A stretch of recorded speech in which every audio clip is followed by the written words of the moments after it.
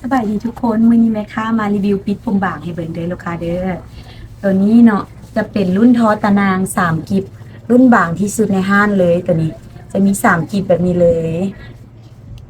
จะมีทั้งมีตัวมีหน้ามาแล้วก็ตัวแสกกลางเด้อมีสีดำแล้วก็สีน้ำตาลเนาะแต่รุ่นต่อมาจะเป็นรุ่นทอตะนางรุ่นนี้ลูกค้า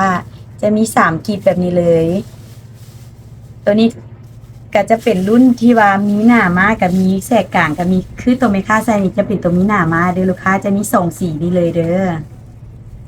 แต่รุ่นต่อมาจะเป็นทอตะนางคือกันต่างแต่ว่าความยาวจะยาวขึ้นแล้วก็หนาขึ้นเด้อลูกค้า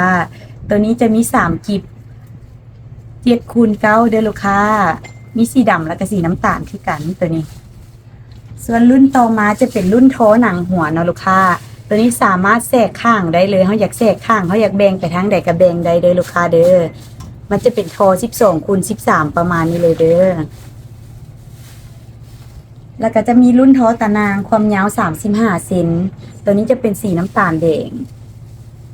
มีสีน้ำตาลดำกับน้ำตาลแดงเด้อลูกค้าตัวรุ่นยาวมาใหม่ตัวนี้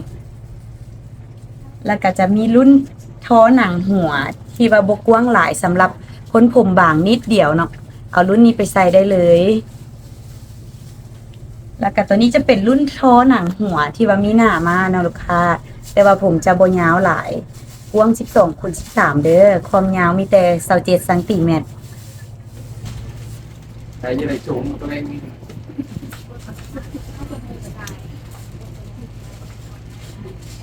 ความลับนางฟ้าจ้า